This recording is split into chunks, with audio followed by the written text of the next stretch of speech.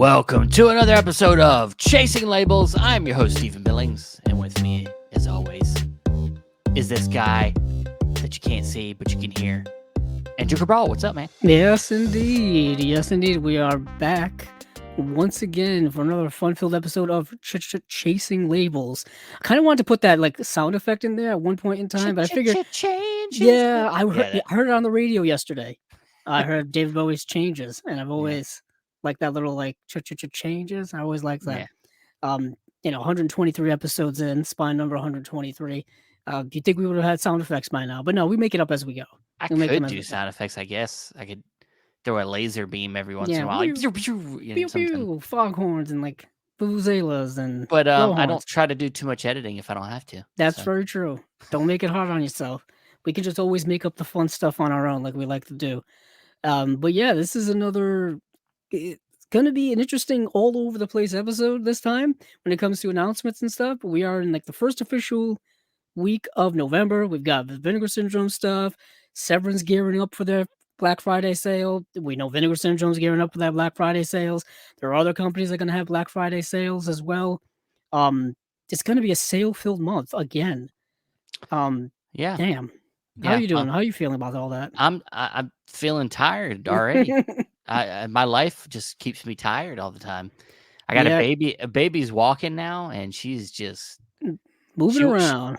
Well, it's not that I have to. She won't let me sit down. She like comes over. It's it's the cutest thing in the world. She lets me. Every chance she gets, she come over and grabs my hand and wants to take me places. And it's the cutest thing in the world. But when you work a 10-hour day, you just want to sit down. Right. and they seem to have never-ending amounts of energy as well.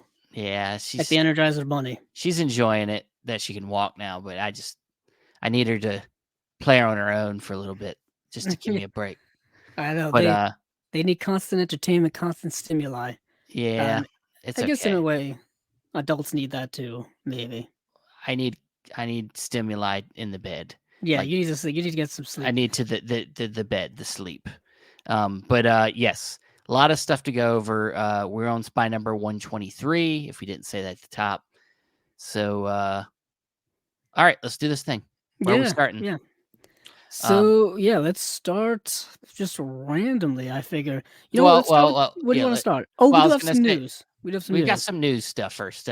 So, real quick, because we don't have too much info on it yet, there is a new label on the horizon. Celluloid Dreams is to begin releasing a 4K Blu-rays coming up soon. Their first plan is to do a release of 4K of Galano Caramano, I don't know, cult film, The Case of the Bloody Iris. So it says here, Celluloid Dreams has officially announced the formation of its new home video label dedicated to bringing underserved movies to home video in North America, with a unwavering commitment to physical media such as 4K Blu-ray, and 4K Blu-ray and Blu-ray. I love it when people combine the two, and then it confuses the fuck out of me. I just call them 4Ks. I usually differentiate between 4K. I call them 4K UHDs and Blu-ray, just to separate the formats. Yeah. But I know what you're saying. Yeah. Celluloid Dreams' mission is to deliver the highest quality versions of their favorite genre cinema classics, many of which are unavailable on streaming platforms or even past home video formats. So, more labels being created.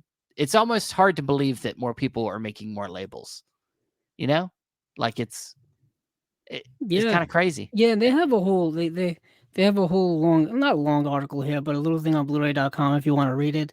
Our goal is entirely quality focused. We handpick each movie, films that we love ourselves, and we will make every effort to fully restore each of these films to polish them to their original glory, always with an eye on the original theatrical presentation as the guidepost, said Celluloid Dreams CEO and film preservationist Lucas Heikel. This sounds interesting. It sounds like more genre stuff, undiscovered or lost genre stuff, which is kind of a big part of the boutique game. Yeah. way more than I ever thought existed. You know what I mean? And Well, we've got so before many you labels that do that. yeah, I mean, before you get so invested in this with the show, you don't, as just as a collector, you can be a little bit, I mean, not ignorant, but like just, naive to the idea that there's so much that goes into these.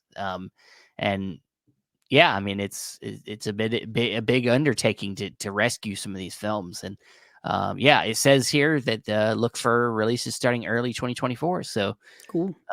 that's good. I love the name Cellular Dreams. I know. Sounds Great. very poetic. It's a great name for a label.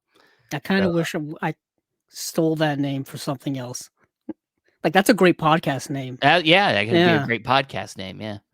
Um, But we do have some other news here. Our good buddies over at Imprint are starting I guess you could say, sub-label, uh, it's thing, Via Vision is the Via parent Vision, right. is the parent company.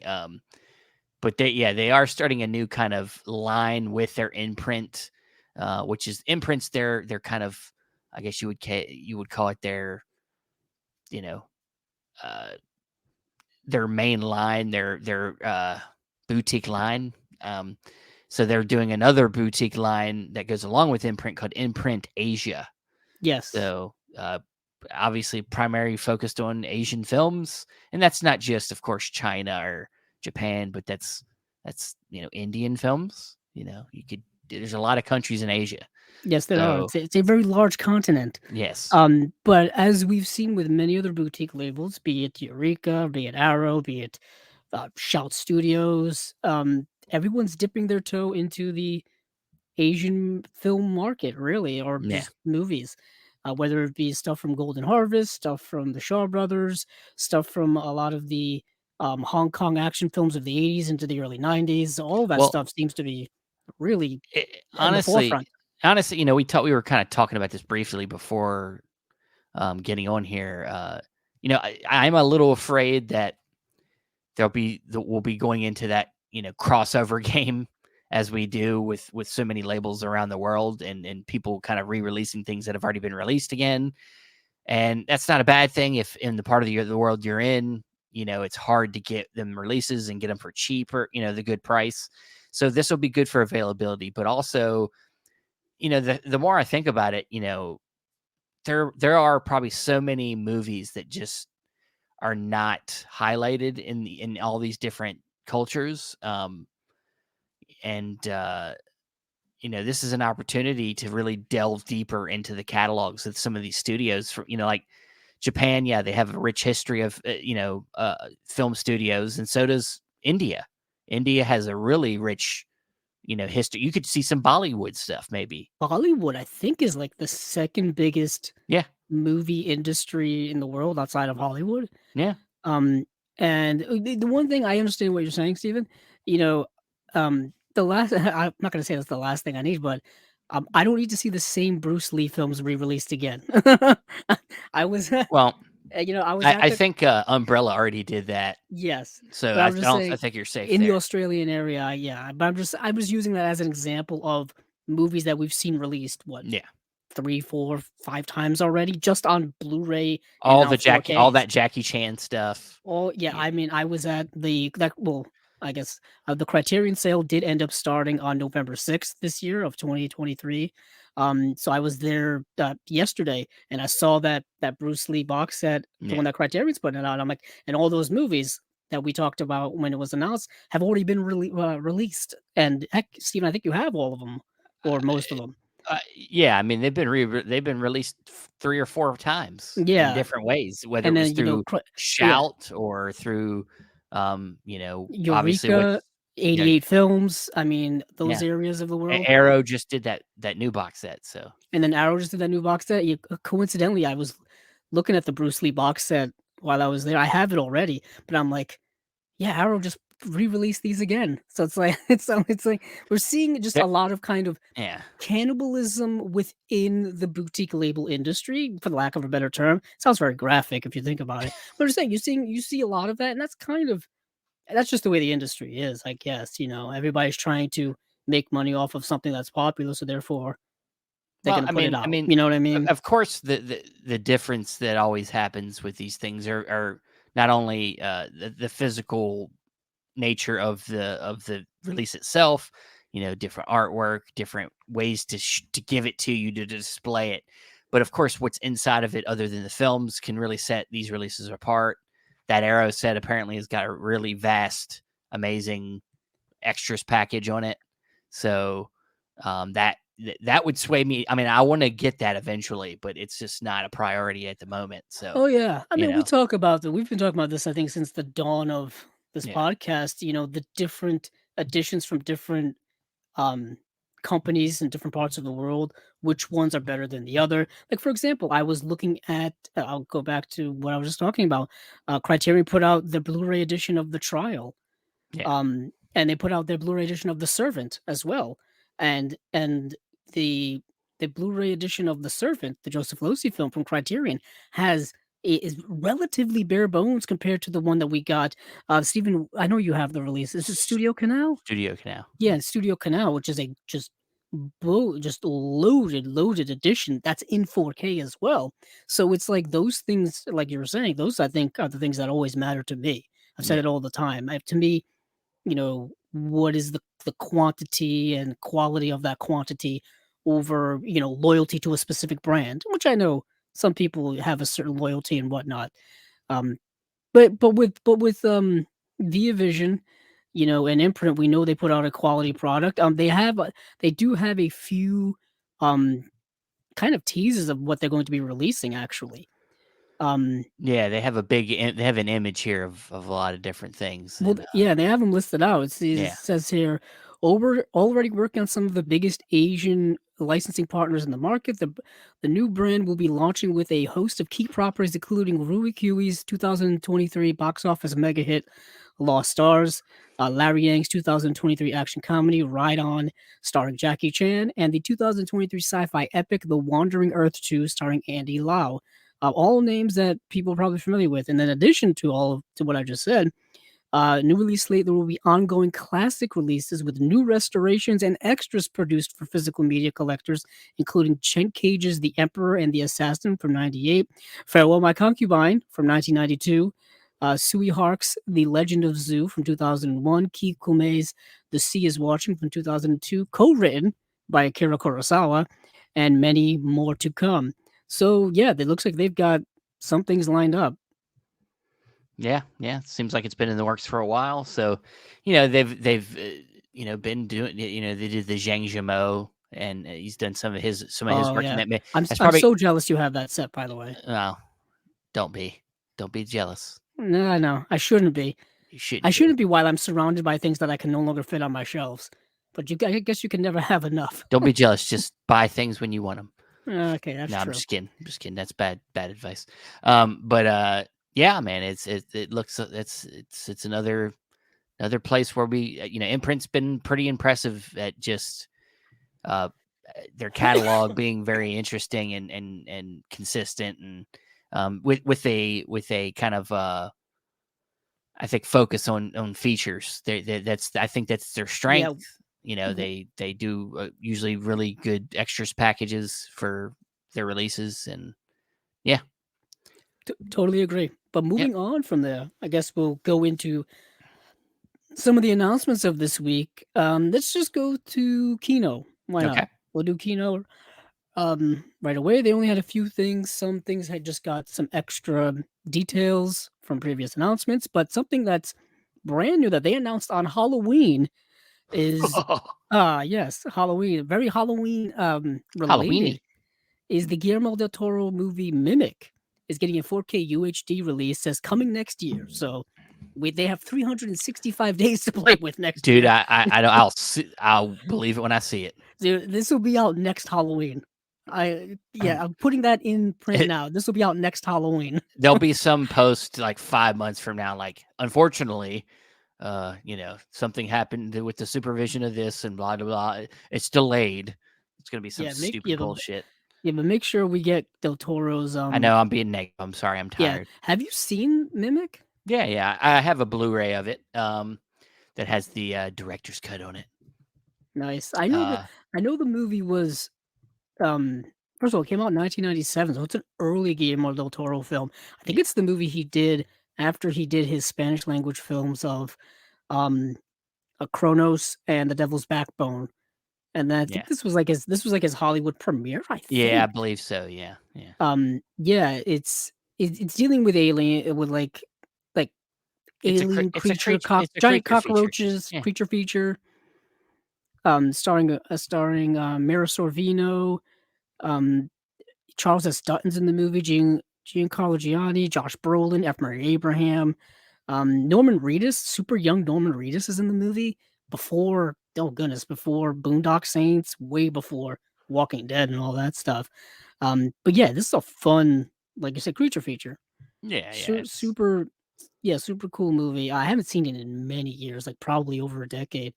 I think there was some personal things going on with Guillermo del Toro at the time that he was making this movie that I think hampered the production of it.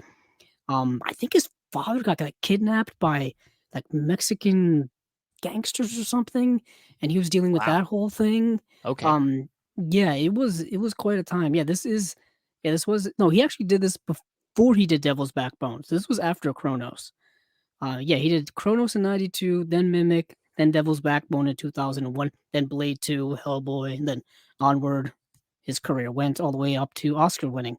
Um, oh yeah, apparently, at one point in time, Guillermo del Toro disowned the film because he clashed with Harvey and Bob Weinstein over the movie. Um, Mm, yeah, I think he complained because they were notorious for taking people's movies and cutting them the way they wanted to. Like, yeah. I don't know if you ever heard of, like, they called Harvey Weinstein Harvey Scissorhands because he would cut movies the way he wanted. Yeah, there's a whole probably very interesting backstory to Mimic that we don't have time to get into here. But yeah, I'm upgrade because I know that Blu-ray has been around for a while. Yeah. You know what I mean? It's not exactly a new Blu-ray, and this is getting a 4K UHD. Um, and Del Toro is a very visual filmmaker. So moving on from there, what do we have next? Yes, one of their film noir box sets, Stephen. And this is box set number 16, Yeah. if you can believe it. Oh, I believe it. I believe I don't even know how many we've talked about, but this is coming out January 9th, and this is including 3 films. Um, yeah, this is The Mystery of Marie Roget, Chicago Deadline, and then Iron Man. Wow. Not the I movie you're thinking of, Steven. ah So I tried to track down these movies to watch, and they were kinda tough to find.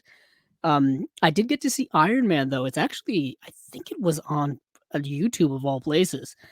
It's an 82-minute film. It's a boxing film, that's kinda why I wanted to see it. Um, uh and this is a movie starring Jeff Chandler. Rock Hudson is in the film as well. And Jeff Chandler plays a guy who started off as like a coal mining. He was like a coal miner, and then he eventually turns into a boxer.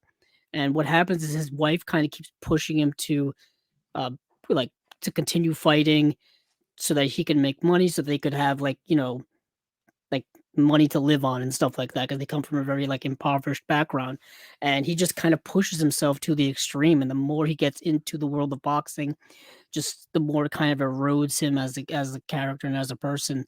I thought it was rather solid. Rather solid as kind of this B film noir boxing movie from 19 when was it? 1950 1951. It is on YouTube if people want to watch it. Chicago Deadline does star Alan Ladd. I really wanted to see it. It's directed by Lewis Allen, but couldn't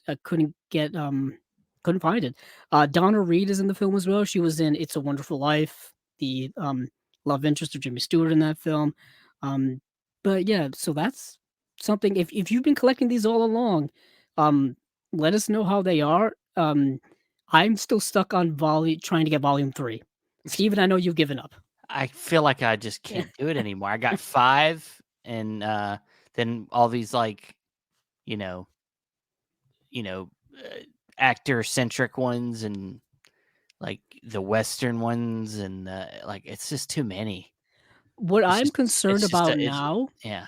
and I was thinking of this while I was watching these movies last night, uh, is with Indicator now putting out Universal Noir box sets, you're gonna get some crossover with these sets because a lot of the movies in these film noir box sets from Kino are from Universal, especially the early ones. Well, So I'm like, we're gonna get. At least Indicator takes their fucking time with these. Like Well, they just started doing them. well, yeah, Like, but what I'm saying is like Kino is now really getting up to announcing releases of well, 16 box sets. well, yeah, well, hold your horse on that one because I want to be talking about 18 in like a second. Yeah, I know. But that's what I'm saying. Like Indicator doesn't get ahead of themselves. They do their month by month thing, and it's been a minute since Universal 2. I mean, no, Universal 2 just came out, but Yeah, before that, it was a minute. You know, they stretch them out. You know, it's just exhausting looking at that many box sets to collect. Like, right. I mean, yeah, they do look really nice and cool on the shelf and whatnot. yeah, it does, but But to be honest, when you reach like 18 box sets of a specific genre, you're going to be not scraping the bottom of the barrel, but you're going to be getting down into like B movie, like not great films. Like if you're rating these on Letterboxd, they're like 2.5, 3-star films, in my opinion. You know what I mean? So others they may be rated higher, but that's kind of what you're getting at. I mean, yeah, luckily these are relatively cheap. You know, you can find them between $20 and $30. You know, I would lean to more towards getting them closer to 20 than 30, just for value sake, you know? yeah. But I know what you're saying, Steven. I would There's love a to lot. have them, but I just it's as somebody that has to be a responsible collector, as we all should.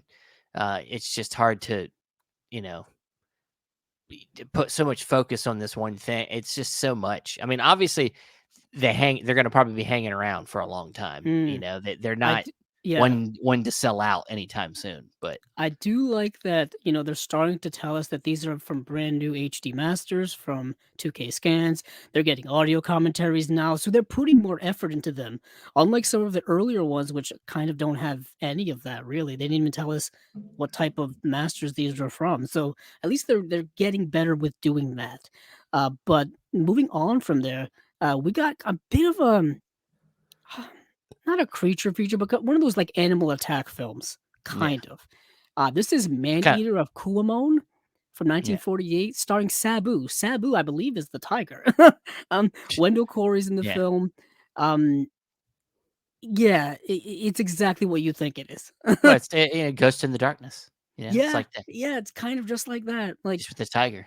Like Wendell Corey is this kind of macho man hunter guy, and there's this tiger that's harassing these people in the jungle, and he's got to hunt this person down. Yeah, This this is person, a this tiger down. well, it's Sabu. It's you Yeah, might yeah. But this is the story of the Michael Douglas character from Ghost in the Darkness before he came to help Val Kilmer in that movie.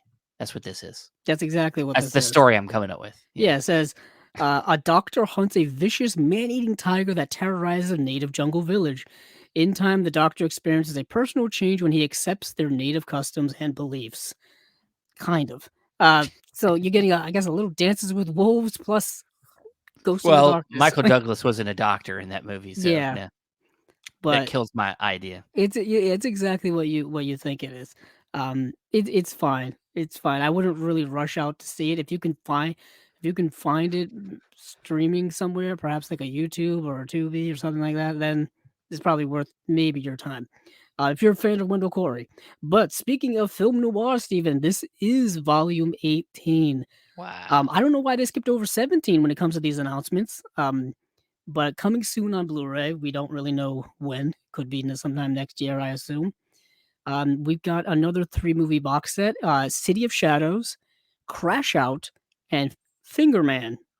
Not the best title I've ever heard, Love it. No, but man. it's Come there. on, Finger Man. Yes. So I've Fuck seen. yeah. I can tell you this: Crash Out is a really good movie. Is it now? Crash Out is like a fantastic movie.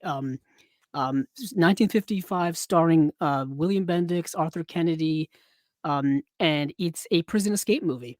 It's directed by Louis R. Foster, who's not a director I really know much about, but this is kind of a super underrated prison escape movie where you're not.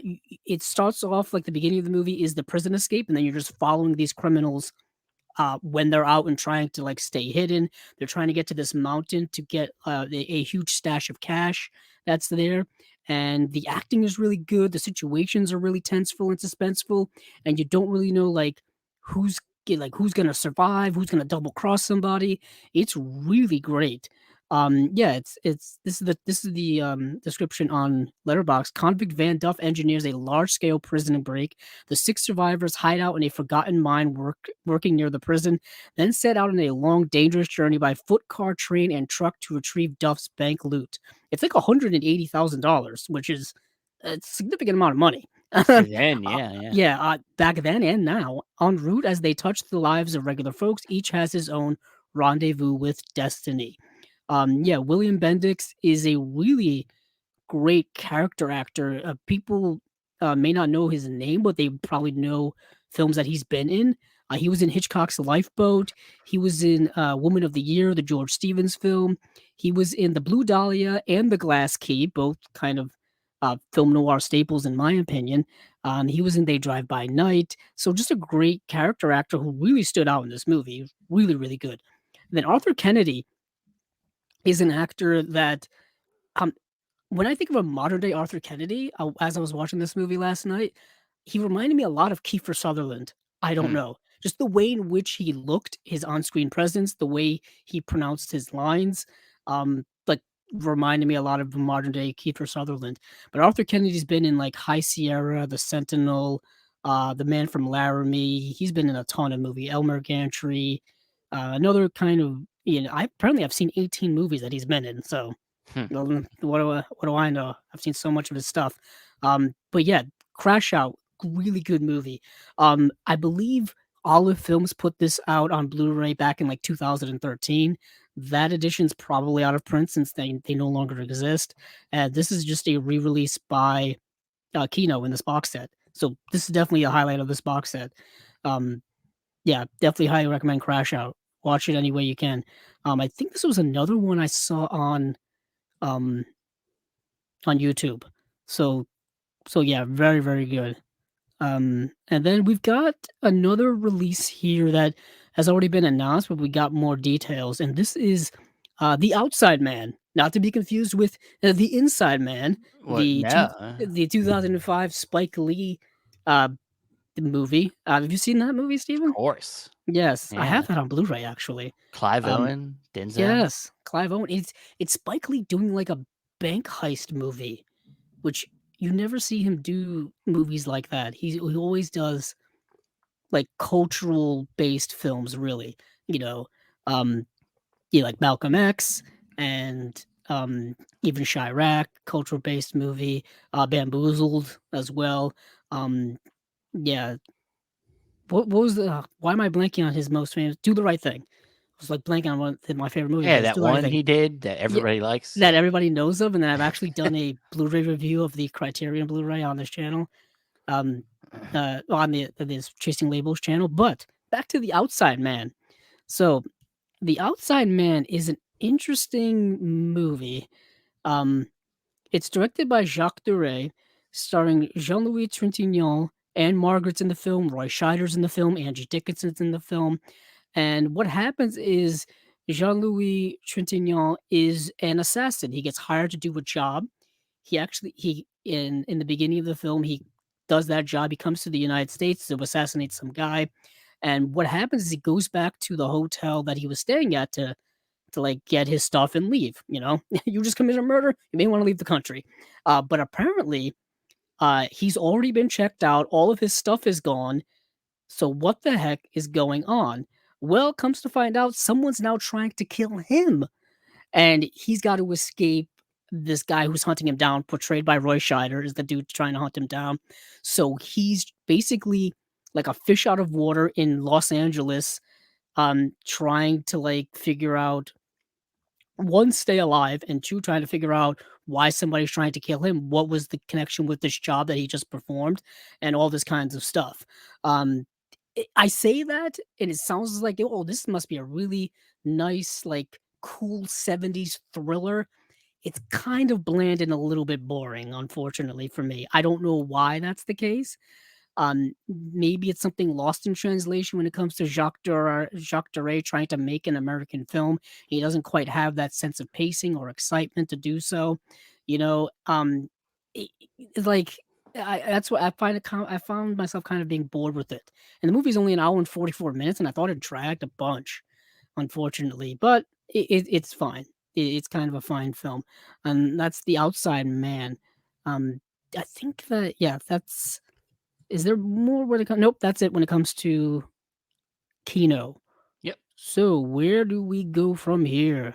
Well, let's toss them couple MVD releases out. Ah, good. That was my literal next tab that I had up was one of the MVDs. All right. Well, MVD. Now there is one that has. Are we going to talk about the update? I mean, joysticks is just an update. It's not a. Well, yeah, joystick. We'll talk about joysticks because um it's coming out next year, and initially all we got in terms of like just a little tease was of the slipcover and a video game console, which I think was like Atari, like 2600. Yeah. Um, yeah, I that must have been an Eric thing. I just have Yeah. that feeling. Well. Yeah. I just have that feeling. But yeah, joysticks. What an interesting time capsule of a film. It's it's it's an 80s movie through and through, just from its premise, from its antics. It's super dated and inappropriate, of course, as a lot of teenage comedies were in the 80s. Um, yeah, so how do I describe this movie? So there's these kids who basically hang out at a local arcade, and and this guy, this guy who's a parent, he's not even like a government official or anything. He's just an asshole. Played by Joe Don Baker, who's one of the parents of one of the kids who hangs out there frequently, wants to get it shut down because he thinks video games are like morally corrupting the teenagers in the town. Um, Oh my God. it's absurd, really, from a modern perspective. S- Um, So it's Footloose. yeah, it's footloose with video games. The irony of a movie, and this movie has like gratuitous nudity, sex jokes, uh, you know, physical comedy situation that are super inappropriate, all this kind of stuff. It's an 80s film through and through, like I said. The irony about it is that we're still having that argument of, I guess, the corrosive nature of video games when it comes to the children. Like they're still having that argument. And this movie came out in like the early 1980s. When did this come out? 1983. 40 years later, people are still having that type of. Well, and the games have only gotten more, you know, mature. Yeah, So yeah, you like some of the games they're playing in this film are like Pac-Man and Miss Pac-Man. yeah. Games like that, like Galaga and Asteroid, and like rudimentary games, well, compared to what we have now. I mean, growing up, I'll tell you, before Nintendo, games were very, very non-sophisticated, as you could say. They very much were.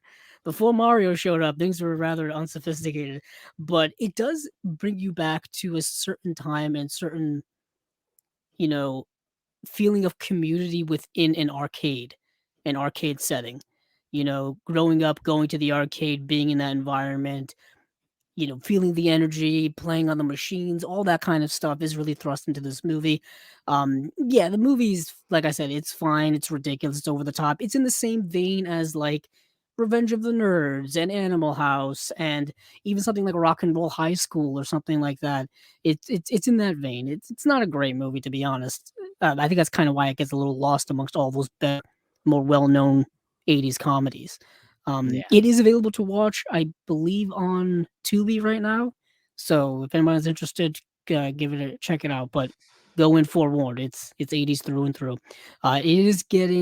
It actually has a previous restoration that they're doing from 2015. It's got a new fan commentary, plus an older commentary. Yeah, so I think this is a re-release from them. Hmm.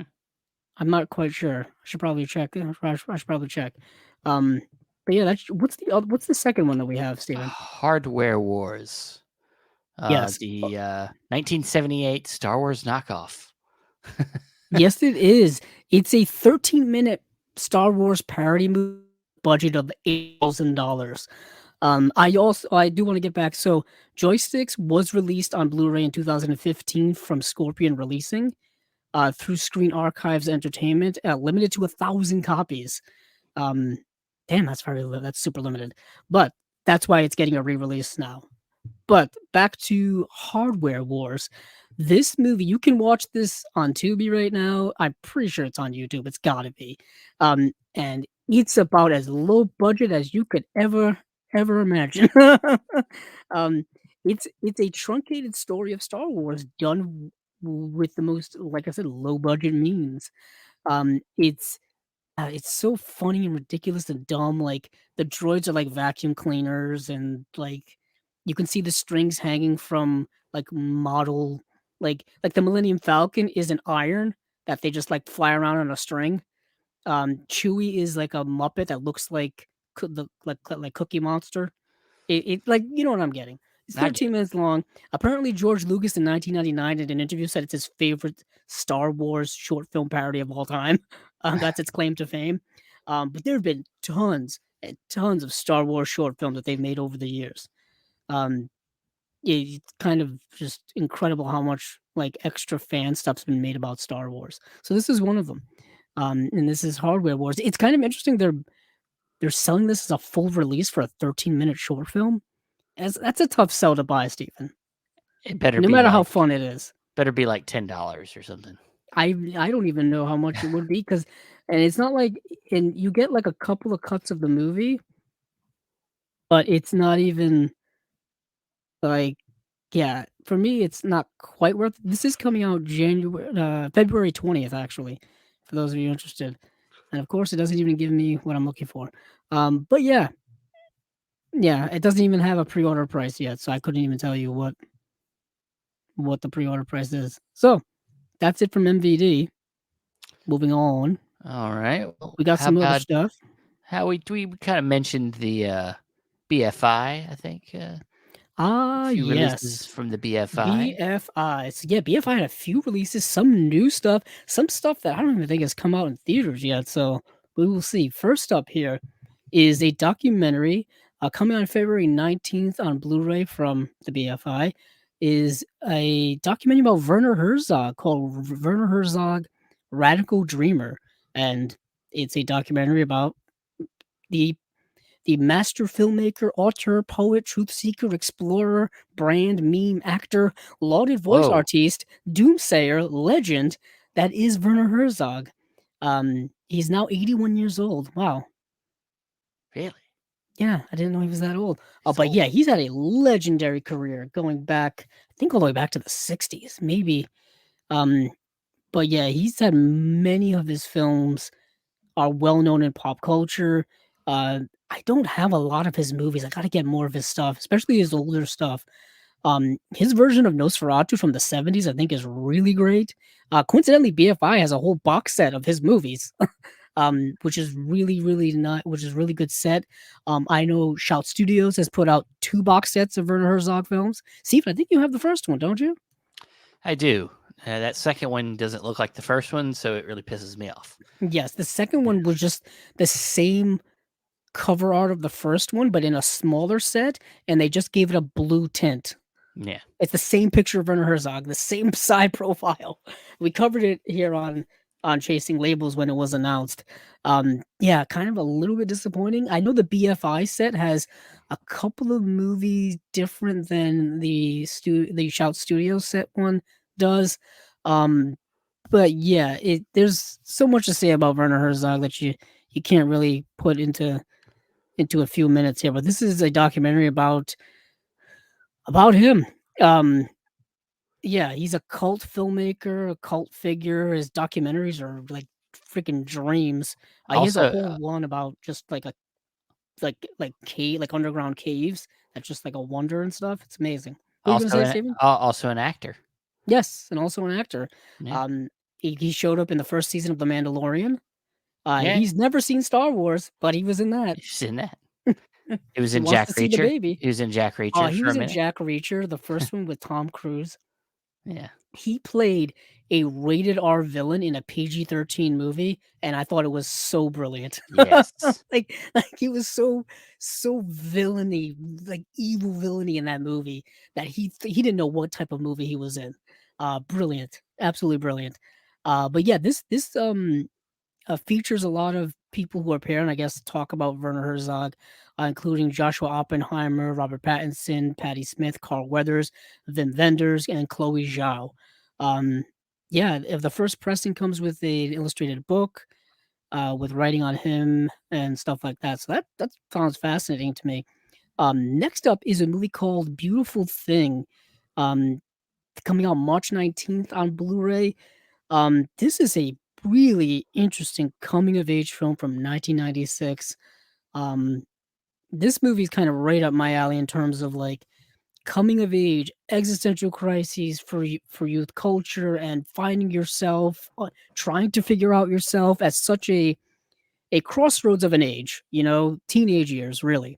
So during a long hot summer in South London, Jamie is bunking off school more than usual, scurrying back to the TV and the flat in the Thamesmead estate where he lives with his mother Sandra. Whilst his neighbor Leah, who's kicked out of school and spends her days listening to Mama Casa records in the same block as Jamie's sporty classmate Steve, whose home life is punctuated by the regular beatings he receives from both his father and brother.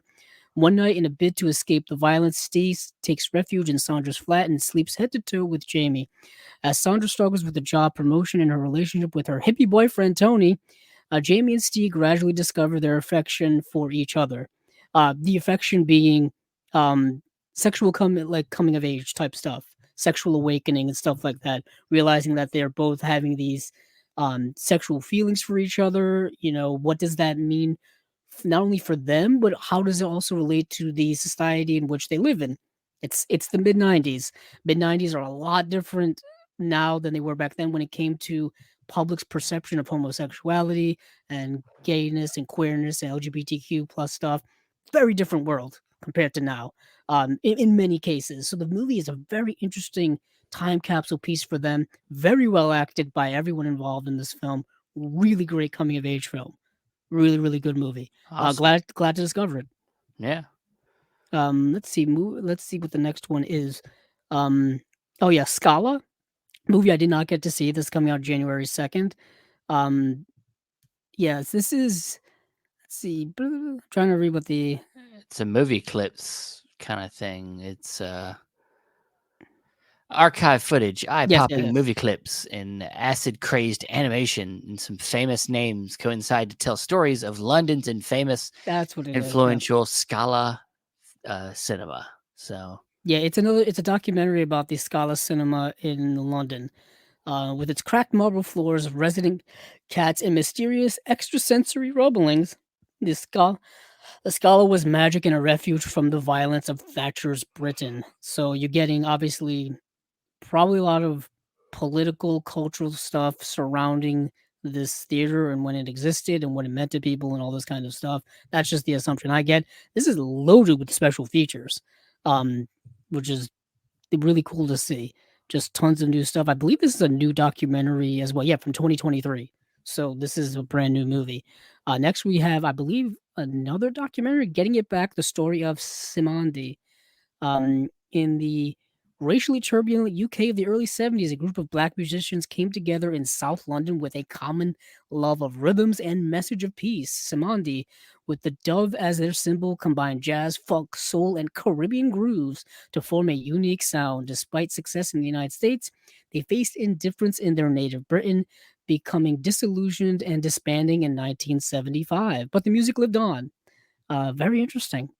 Another kind of documentary about a long lost cultural thing. It reminds me of this would make a great kind of companion piece with Small Axe, mm, the Steve McQueen box set of movies um, that Criterion put out on Blu-ray, but were his works because that dealt with Caribbean culture in Great Britain in the 70s and 80s and how they faced persecution and how they tried to live and preserve their culture and all kinds of stuff.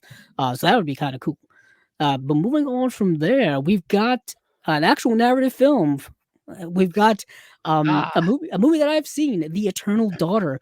This is the Joanna Hogg film from 2022. This is a haunting movie. Starring Tilda Swinton. Tilda Swinton is a chameleon of an actor. Steven. She seems to do everything. This beautifully composed drama centers on a middle aged filmmaker and her mother who spend a few nights in an old country hotel, a location that holds meaning for them. It's an intricately layered piece about motherhood, memory, and loss dressed up as gothic chiller. Um, what this doesn't tell you is this place that they're staying in is actually like their family's like ancestral home. It's where the character that Tilda Swinton portrays grew up in. Like she grew up in this home, and I can't remember, but obviously at one point in time they lost this home, probably financial reasons. So now she's going back to it, and she's the old ghosts of the past are coming back to haunt her. Her relationship with her mother is manifesting it within it, and you get a lot of that stuff in it. Really great film. Joanna Hogg is a great director. She directed the movie The Souvenir and The Souvenir Part 2, which are both really good. Um, yeah, so this was a great film from last year. I remember watching it. This comes with a few special features, a short film by Joanna Hogg. Um, yeah, I gotta get more of her. I have to get The Souvenir in my collection because it's that good of a movie. Um, yeah, so moving on from there, that's it from the BFI. Yeah. Yeah, that's it from those guys. Good collection of films, like interesting stuff that I've never heard of, but saw some solid narrative films. But moving on from there, Steven, where do we want to visit next? Well, I know you Um, wanted to talk about this oscilloscope release. oh yes, I did. As soon as I remember, is Moon Garden. yes, Moon Garden. Okay, so Moon Garden is a fascinating movie. Holy heck. Um, it's a movie, think of like, um, Pan's Labyrinth, or like, yeah, like a Pan's Labyrinth meets, remember The Island of Lost Children? The Jean-Pierre Jeunet film? I think that's the movie. Not probably not The Island of Lost Children, but anywho, it reminded me a lot of Pan's Labyrinth, and it's a movie where this young girl, her parents are constantly fighting, and she's kind of caught in the middle. And what happens is she ends up by an accident falls into a coma, and then the whole movie is her within her coma state trying to traverse through this dreamlike, surreal, haunting, horror-filled world with all kinds of creatures and people and locations and places and things. It's metaphorical. It's all kinds of deeply thematic things going on. It's this young girl going through just trauma after trauma in this world, trying to escape it, trying to get back to her parents, and she can hear the voice of her mother through this radio that she's carrying. Amazing special effects and makeup work and all kinds of practical things going on. The one thing I think hinders the film a little bit is the adults who play the parents. Their acting is not particularly great in my opinion, but I thought the little girl was really good and just an entertaining, watch. If you're into like something that's like creepy like Pan's Labyrinth, that's the biggest thing.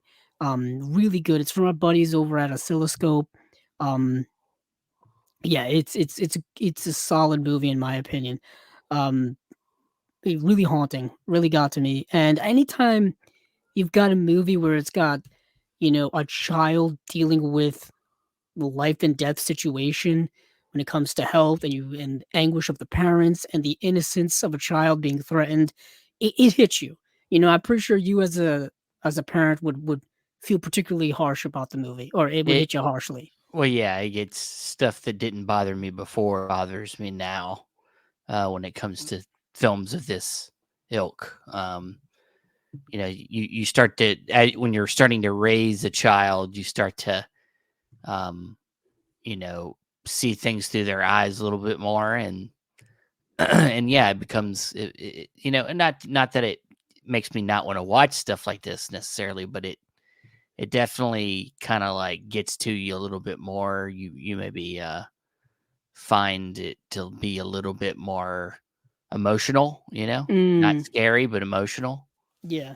And So and and the child, and it's a very young child. Like it's a 5-year-old little girl. yeah, So it's not somebody who's like, when you think of other like child related films, you think of like Stranger Things, where it's like kids who are like in their teenage well, years and it they kind are of like sounded like she older. was in the Upside Down. Yeah. Yeah, it Yeah. kind of really is, and but Yeah. she's super young, super innocent, so there's that sense of, innocence lost and all this kinds of stuff going on. It's I thought it was very powerful, very well done film. Um, but yeah, so there's another film here called The Exiles, which is a film that's being put out by who's putting this out? Film Movement? Milestone Films. Milestone Films is Yeah. preparing a Blu-ray release of Kent McKenzie's The Exiles. This is coming out December 5th, which is right around the corner, about a month away. Um, the Exiles chronicles one night in the lives of young Native American men and women living in Bunker Hill district of Los Angeles. Based entirely on interviews with participants and their friends, the film follows a group of exiles, transplants from Southwest reservations, as they flirt, drink, party, and fight and dance. Um, it's yeah, and that's kind of the movie. You're just following these young people through like a a night of their lives, really. And the movie's not really plot based, not really a hard plot going on. It's all vibes and people hanging out. So um, Dave's being confused. yeah, and it's 1960. I believe this movie came out in 1961. So you're getting, a peek into that youth culture of that time, or young youth culture, you know what I mean? Like, or like young adulthood. Um, yeah, it's really fascinating film, super avant-garde, very experimental, all that kind of stuff. Like I said, not plot-based. Um, yeah, and it's dealing with, indigenous cultures of that time. I thought it was really, really interesting. It is streaming on the Criterion channel, so you can check it out there. It's streaming in a bunch of different other places as well, like Canopy and and places like that. But you got an audio commentary on here. You got short films by Kent McKenzie. So yeah, it's a really nice little package here from Milestone Films. Um, where do we want to move to now, Steven? Let's see. Uh, What else is left? Oh, you want to get weird, Steven? Let's get weird. oh shit. Black Zero. Remember our buddy over at Black Yes, Zero Films? Mr. Stephen Broomer. Yes, from Canada. He's got another three movies or three releases, more appropriately, that he's announced. He's got Richard Kerr Field Trips, Josephine Mozzarella, Green Dreams, and then a movie with a super long title, A Man Whose Life Was Full of Woe Has Been Surprised by Joy. If these all sound weird, that's because these are the type of movies that he puts out, are these weird, weird movies. So Richard Kerr Field Trips. Um, so this is a multi-movie set. It's got The Last Days of Contrition from 1988, Cruel Rhythm from 1991, and then Field Trip from 2021. So The Last Days of Contrition appears at post-apocalyptic tableau manifesting along the roadside, scenes from a decaying American dream in the waning days of the Cold War. Wow, that's a lot to deal with there. And then the second film, Cruel Rhythm, is a compendium of Southwest tourism bursting with combustible undercurrents.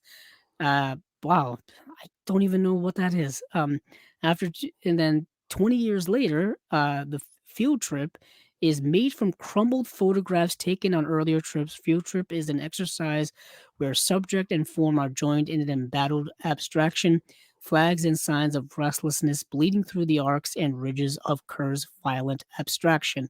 That's a lot of adjectives there. Yeah. That's a lot of things going on here. Oh man. Um, yeah, these are Well, Black Zero releases. That's yeah. Black Go Zero back release. and hear our interview with Stephen, and it. You'll understand the context of why this sounds so much like stuff they would He's release. putting out very avant-garde. Yeah, these Like movies make no sense and are supposed to make no sense. they're not. Yeah, they're not. Most of them are not narrative driven. They're No, very art house. super art house, super Yeah, experimental, yeah, super just trying shit out, really, yeah. really. But next one we'll go to something that's really cool. My favorite color is green, so that's why this attracts me. The film's let's see. This comprehensive collection covers her origins as a student filmmaker at the University of British Columbia in the early 1980s, referring obviously to Josephine Mozzarella. This has many films in it. One Woman Waiting, from 84, Number 5 Reversal from 1989, Interference from 1991, Green Dream from 94, Night Stream from 96, Light Study from 2013, No End from 2015, and then a bunch of numbers here. 165708 from 2017. Apparently these are all newly restored from 4K digital masters approved by the estate of Josephine Mozzarella. Um, yeah, this is a rather interesting release here. I don't know what these films consist of. Let's see.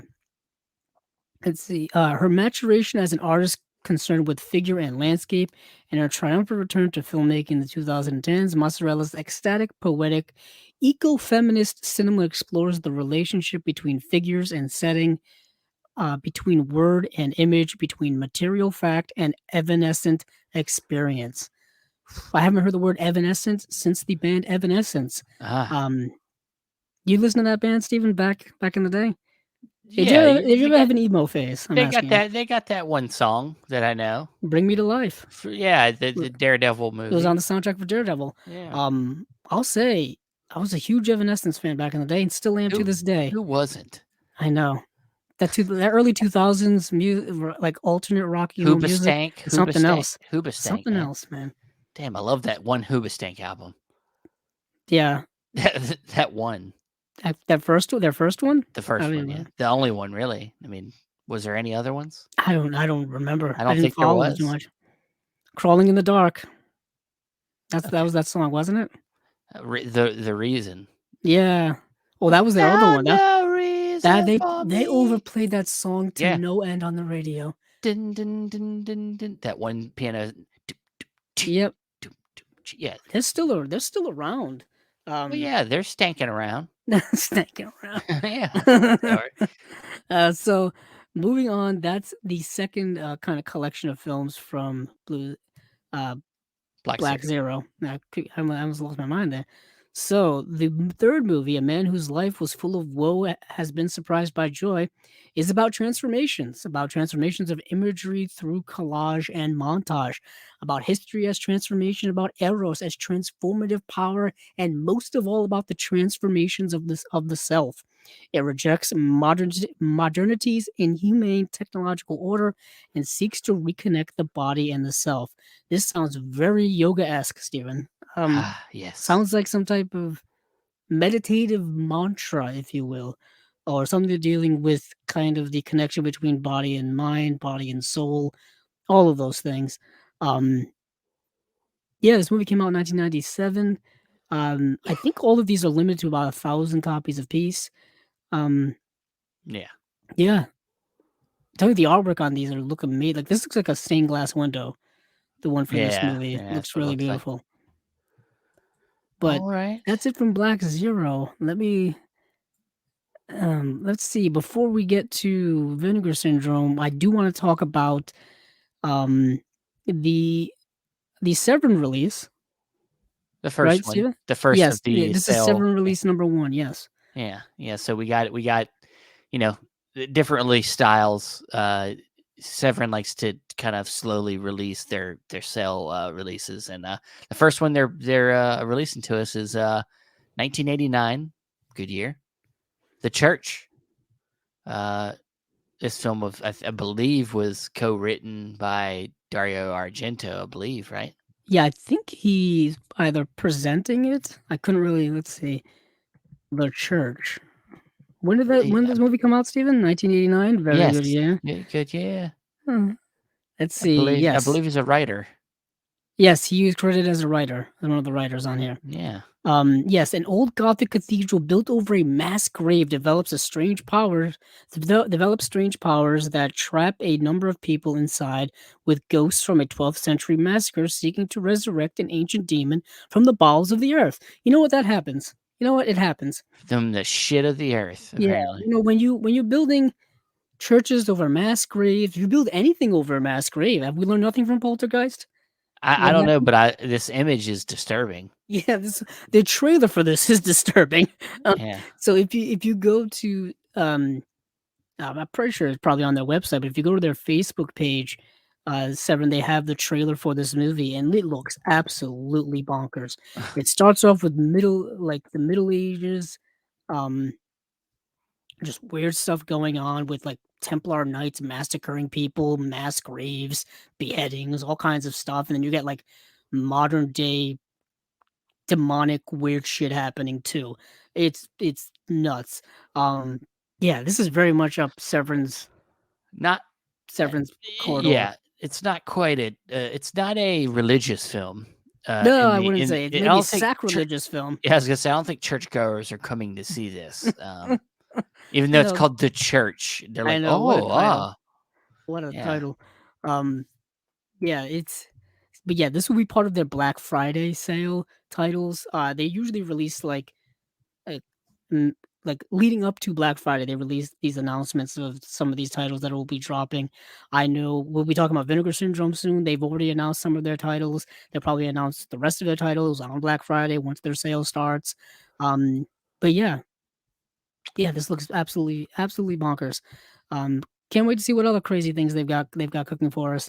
This will yeah, actually be a 4K UHD release, yep, with a CD as they usually do, a 3 disc set.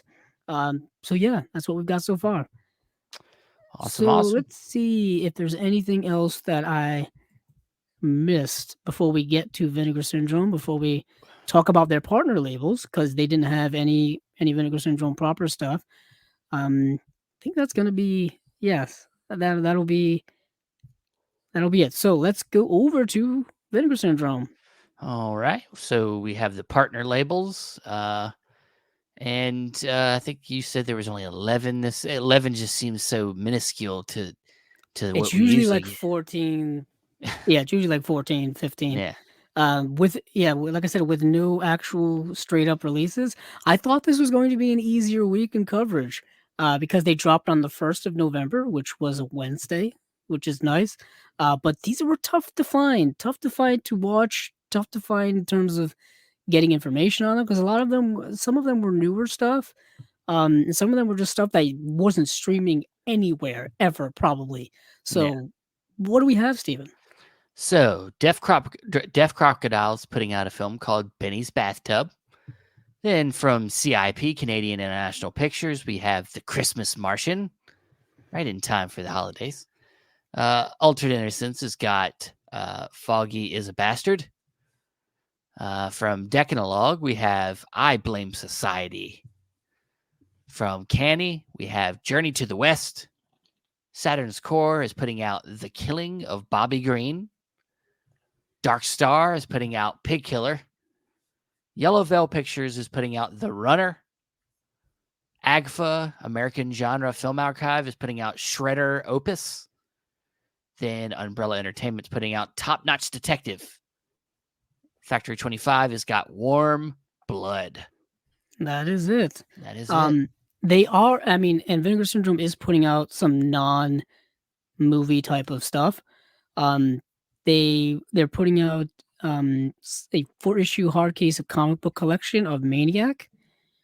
They're putting out, which is actually already sold out. I think, it's, yeah, Maniac holographic foil stickers, which are sold out already. And then there is Zombie 4 issue hardcase comic book collection, which is a second pressing. This is based off of Lucio Fulci's movie Zombie, which is great. Um, I gotta get that because that movie's so so good. And then lastly, here Vinegar Syndrome is also putting out, um, what is this? It says Zombie Eyeball liquid filled enamel pen. So with some extra little like accessory stuff here, plus some comic books. So that's what they announced from them, because, like I said, the Black Friday titles and Had stuff already been announced. yeah, and they'll be coming. The Black Friday sale will be November 24th through the 27th. They're gearing up for that. Yeah, they already announced, like, yeah, it's like Darrow, Prophecy 1 through 3, Fatal Games, Lost Picture Show, plus 2 surprise Vinegar Syndrome releases and 2 new VSA releases, and then 3 new catalog slip covers, and then merchandise with like shirts and posters, and then 50% off some other stuff. I got my eyeballs on some stuff that I'm looking at that I've been circling the drain around from the last few times. Hopefully, they don't sell out between then and now. Yeah. I'm shaking my fist, Yeah. checking Well. those numbers every day, Yeah. checking those numbers. But back to the task at hand. Let's talk about some of these partner label releases. I know, Steven, you got to watch one of these, and I got to watch the same one. And what film was that? I blame society, man. I blame it too. I I mean, I do. I blame it do indeed. for why I can't watch more movies. I blame society, but Right, right, right. that's not what this movie's about. I mean, it is about movies. It's about It's about a person that wants to make movies, but also realizes they're also a really good serial killer too. Very weird concept. Um, you have a lead actress who's also the director as well. Um, Gillian Wallace Horvat uh, is the director of this film, and she's also the star. And she plays this, she wants to be a filmmaker, and she's trying to find her way in. And she has friends that tell her in just kind of a random conversation that they think she would be a good serial killer, and she kind of just Yeah, takes that to heart. And yeah, she does. But it's weird because she's trying to make this documentary film, yeah, yeah, and one of the questions she asks, like in the movie, this is the way the movie starts. She asks like one of her close friends, is like, people have said that I'd make a good serial killer, yeah, and then she's like, and then she proposes, like, what if I just kind of like not try it out, but just kind of act it out. You know who I'd like to kill? Your girlfriend, because I hate her. yeah. First of all, you don't usually tell people these types of things. Usually, those are things you keep to yourself. Um, and then, of course, the person gets all freaked out about it, and then I think she stops with like, and then the movie like kind of fast forwards like a couple of years, and then she picks up making this documentary again. But of course, she's starting to take it further and further. That idea, like she wants to finish it. She thinks she's kind of like a failed filmmaker, so she's trying to figure it out. Um, like she doesn't have a lot of faith in herself, so she's trying to like regain that. But she keeps, like we just said, she's pushing herself to the extreme and putting it all on camera. That's her fatal flaw. She's got that Yeah. hubris. Um, Yeah, so the yeah, movie tries to find this way of connecting the idea of being a filmmaker with being a killer as well, like that there's traits that link both together. or like how far would you go to make your film? How far would you go to Well, it's about the for your art? obsessive nature of both. To Mm, be a killer, you have to be obsessive about the details. Which very is detail oriented. which is Yeah, what you have to be when you're a filmmaker. yeah. You have to be She, very detail oriented and very obsessive about it to get it done. yeah, Um, she's trying to make the perfect murder, and in a way, she's trying to make the perfect film about it. yeah. Essentially, yeah, the film gets darker and darker and creepier as you go along, as she gets more and more uh, psychotic, I guess you could say. um, and the title "I Blame Society" is a rather interesting, kind of social commentary on our times and whatnot. I mean, maybe the push, like you said, the push for perfection, the push for gratification, the push for Yeah, the push for praise, being, all those things. or just the push for being noticed. Like to Yeah, be like our society is all about, you know, attention, people's attention spans. They want people to know that they exist, finding ways to be relevant, and that's when everybody's got a camera on their phone and social media. That's been heightened, I think, a lot over the years. The need to be noticed, and you know yeah, it's got some stuff there. I don't think it works perfectly. I don't know that the idea really is conveyed perfectly and kind of weeded out.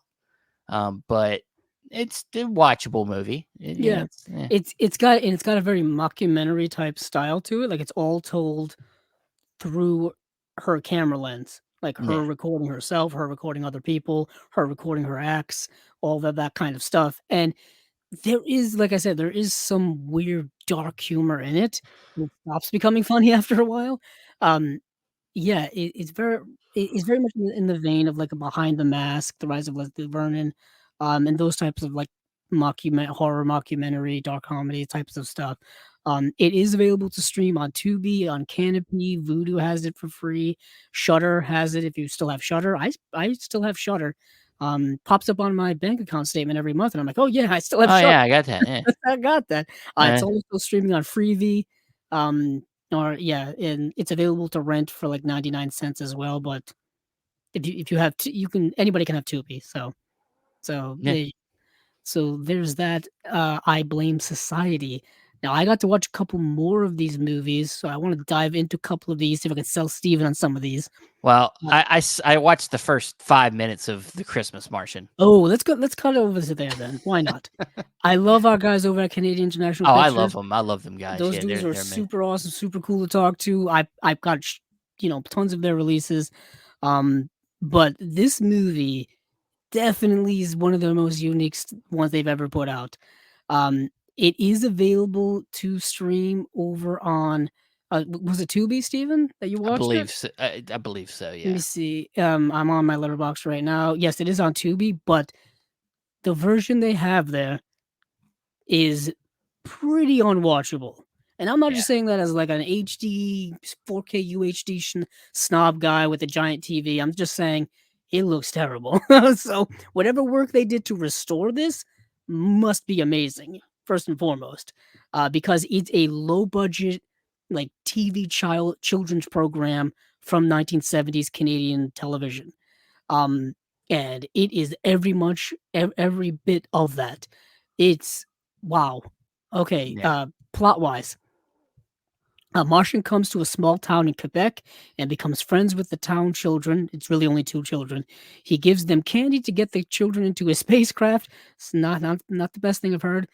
This alarms the parents, but he wins them over, and they have a great big Christmas party.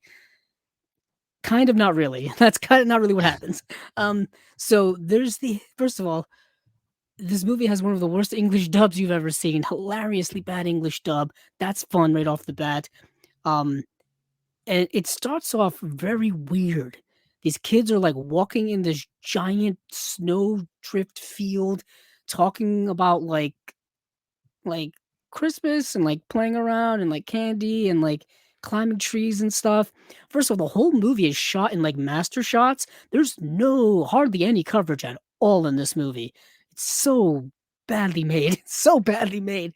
And they end up somehow, some way running into this Martian who's crash landed on Earth. And the ma- the way in which he's dressed up is so ridiculously dumb. It looks like they just slapped together just random pieces of clothing to cover his face to make him look like he's just like a Martian, but he's just like looks like a guy dressed in a suit. You can see the cover of the slipcover. You can understand what I'm saying. So the kids become friends with him. They like go to his spaceship and they play around. He's like a fun, goofy, like harmless friend. You know what I mean? I like an imaginary friend, but of course he's not imaginary. He's an alien walking around and stuff. But the movie just has no real plot. There's nothing really happening until maybe the third act, where the townspeople like try to chase him, try to capture him, but they can't, and he gets away and all this stuff. The movie's terrible. It is goddamn terrible. It's just bafflingly bad, but also like so fascinating that this was ever made. Um, Yeah. yeah, holy crap. Yeah, I don't have words. Don't have words to express the insanity of this movie. I will say this. Yeah, like I said, this is scanned and restored in 2K. It's got the English and French version. Hopefully the French version's better. Um, yeah, there's an audio commentary here. There's a um theatrical trailer, new audio interview with an actor. It's got other things in it in terms of supplemental stuff, but it's not a good movie. And I'm talking about in comparison to a lot of the other really solid hidden gems that they put out. This is more of like a cultural specific Yeah. Canadian thing. Yeah. Like this is as Canuck exploitation as you could possibly get. Like this thing is drenched in maple syrup. Like it's just like it's super Canadian. Yeah, not good. not good. But we got some other movies here that are better. Benny's Bathtub.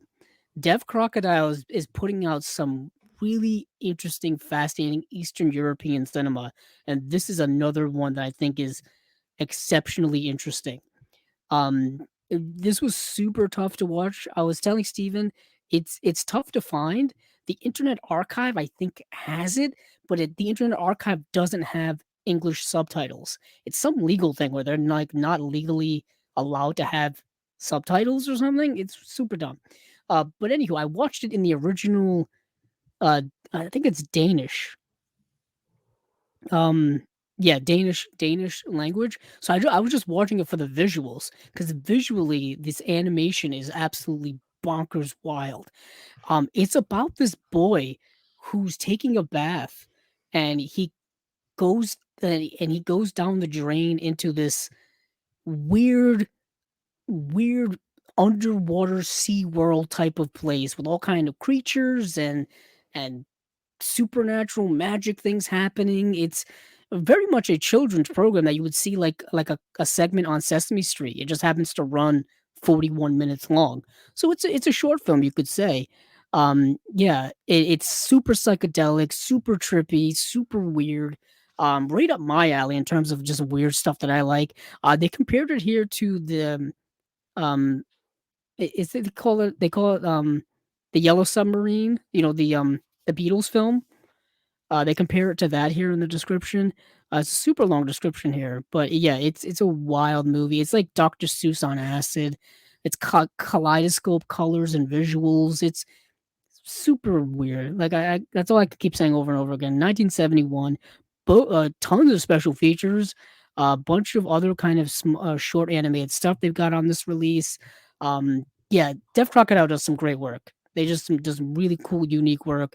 You can check out the restoration trailer that's on Vinegar Syndrome's website, on the Benny's Bathtub. Yeah, they even compare it to like Ralph Bakshi's work and Carl Theodor Dreyer, wow, and Hans Christian Andersen. These are just big names they're throwing out here. Big names.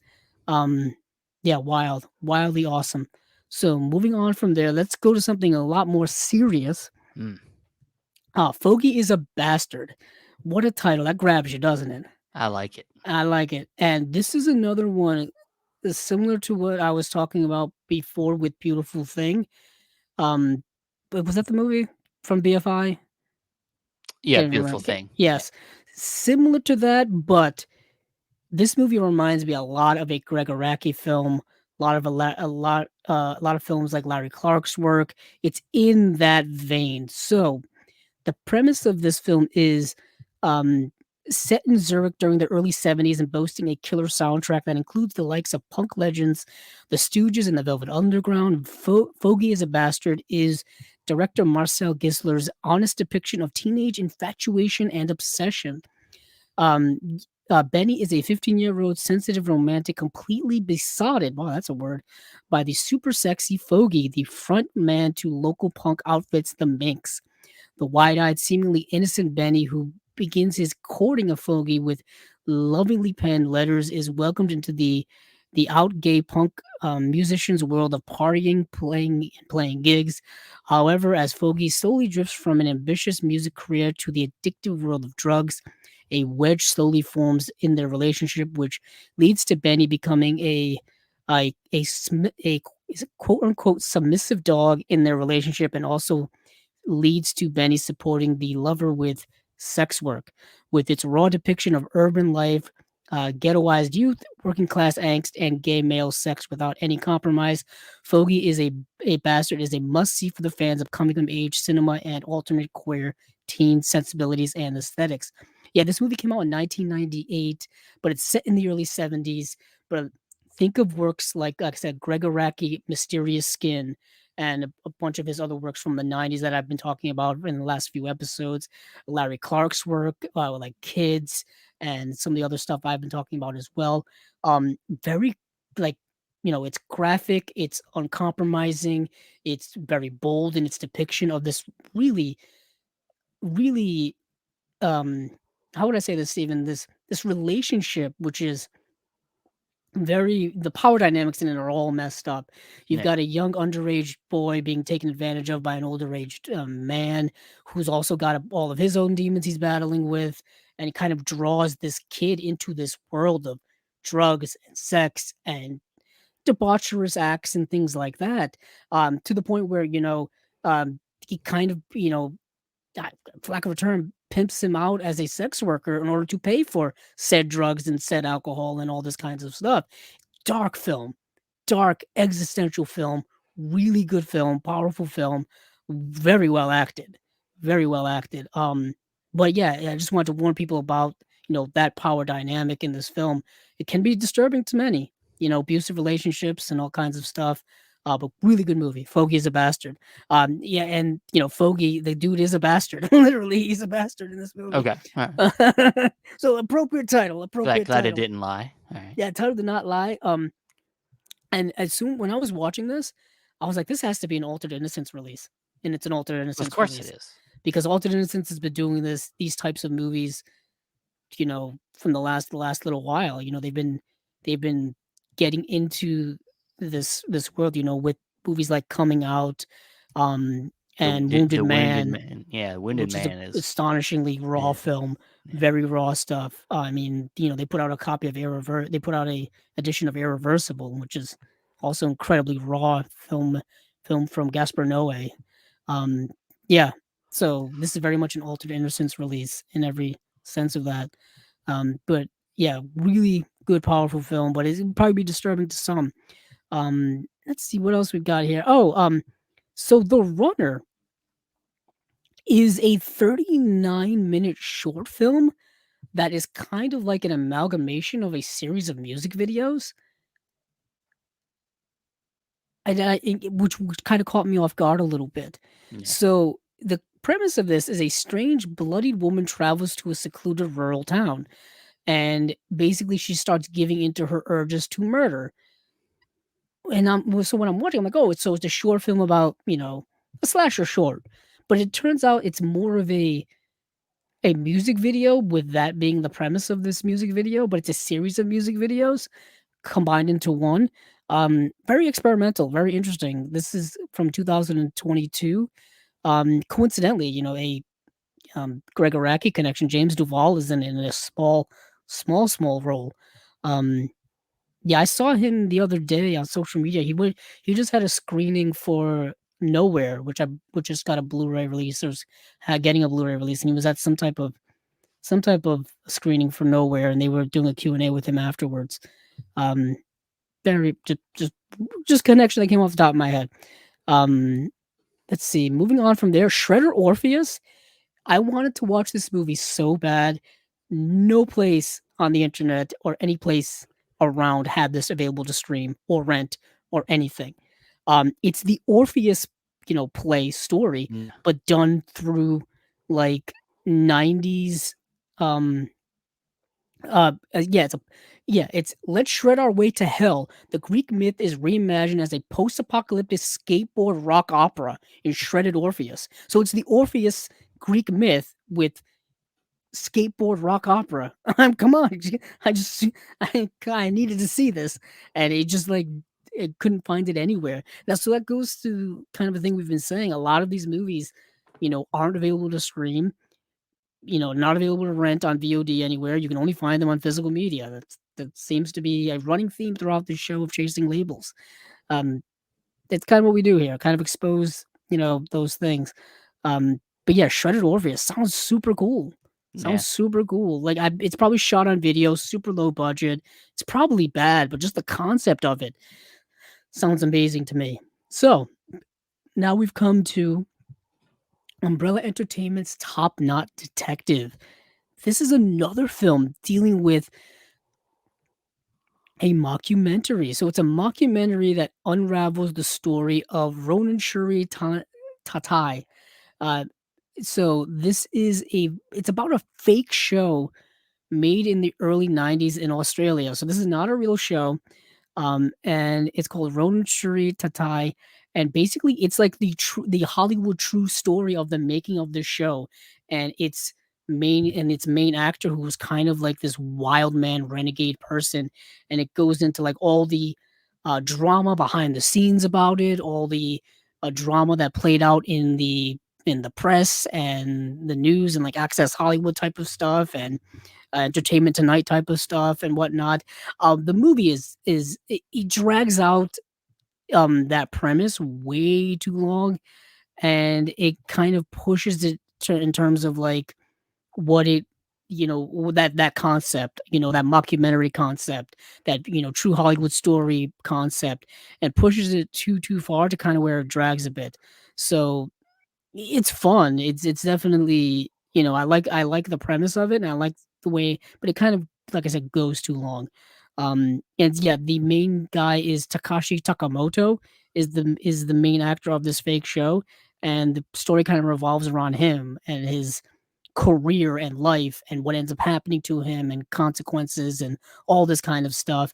Yeah, and the show in which he's in, like they show like full scenes and full like half episodes of the show, and it's this weird, super cheesy, super low budget, like supernatural samurai show. So think of like Power Rangers, but like with samurais, I guess. Um, which sounds cool in theory, I guess, Yeah. but yeah, like I said, the concept is better than the actual execution of the movie. But yeah, everything else I wasn't able to see, but I really would have. I really get the Journey to the West. Anything put out by Connie is something that always interested me. I read the premise of Pig Killer, and I was just like, but from Darkstar, and it sounded brutal as hell. Like, yeah, it's based on like a true story of somebody who's like a serial murderer, and apparently the movie is gruesome as hell. And I was just like, I can't do it. And the movie's 2 hours long. I couldn't stomach it, Steven. You know what I mean? Yeah, well, you only want to see. I mean, we lived through the torture porn era, and we've built up tolerance. But It felt like that. you It know, felt like that because apparently this is based on a true story of somebody who committed like 40 serial murders or something, and they were just truly horrific. And I'm like, I don't have that in me. Um, But yeah, that's kind of all I saw from these partner labels. So a little bit of a mixed bag. Fogi is a bastard, I think is a true highlight. Alternate Innocence putting out great stuff. Deaf Crocodile putting out great stuff. But yeah, it's a yeah. small month from partner Yeah. labels. Well, Um, you get when you got 25 of them or whatever it is, you got to take some of them got to take a break yeah, every some once of in a them while. gotta take a break. You know what I mean? It's yeah, it's something that's gonna happen. It's gonna happen. Yeah. But Steven, is there anything else that you want to talk about? Because there's some things that I did actually forget to talk about that I do Oh, want to talk about. Because there's jeez. always shit. But Andrew, I'm gonna fall asleep. I know you're gonna fall asleep. I know you're gonna fall asleep. Like literally, not because you're boring, but because I'm tired as hell. Okay, I just want to say that, I can't remember who's putting it out because they're. I was gonna say I can't. Yeah, I can't remember who's putting out, but the Night of the Scarecrow, um, is a movie that I had never heard of before, and is getting a it's getting a re-release on Blu-ray, and it's a really solid like 1980, 1981 TV horror movie that I thought was actually really good. There is a kino release we didn't get to talk about that is a Bridget Bardot film called, as soon as I get it up on my diary on Letterboxd, it's called Please Not Now, which is such an odd title. A sexy model pretends to have a new boyfriend in a wacky plan to make her ex-lover jealous. And it's Bridget Bardot doing Yeah. Bridget Bardot things.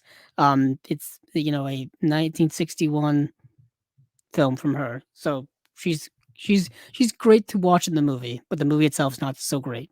But that's it. Okay. All right. See, Well, that was quick. That was quick. Yeah. well, you scared me there for a second.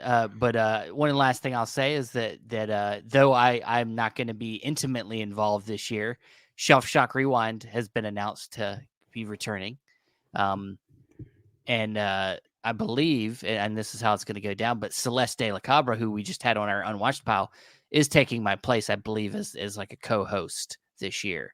So Yes, she is. yeah, so I know so because I got the email buried in my emails. yeah, yeah. So Well, I mean, I'm involved somewhat still, but I just got so much going on. I told Ryan that this year I just kind of needed to take a step back. So I'm glad he got Celeste on board to help because she's great. And of course, I'm still part of the CSC. I'll be helping with voting. Probably be helping with some of the behind the scenes stuff somewhat. So, but that's exciting. Of course, Shelf Shock Rewind, our physical media award show. So get ready for that. Get yourself ready. Get yourself informed. Watch your releases from that you bought this year, so you can be an informed voter. So, but that's all I'll say for now. Andrew, where can you be found? you can find me on Twitter or X at Kevzilla06, as well as our YouTube channel, Chasing Labels. Speaking of Unwatched Pile, we will have another one at some point this month. I believe, Steven, I could say that with some confidence, hopefully. Yes, we'll have Gage on, who is a previous guest from Chasing Labels. He'll be coming on at the end of the month. I think we're going to try to do a Noir-vember Unwatched Pile, theme. So all noir stuff. Yes. But you can find me, Facebook, Stephen Billings, or at the other Chasing Labels pages, whether it's our X page or our Instagram page, or come on over to the Facebook group. Me and Andrew are in there. We'll let you in. We'll talk to you. And then you can find the audio for the podcast on Podbean, Apple Podcasts, Stitcher, Spotify, and other places. Thanks again for listening. And hey, keep on watching them movies. I know I will.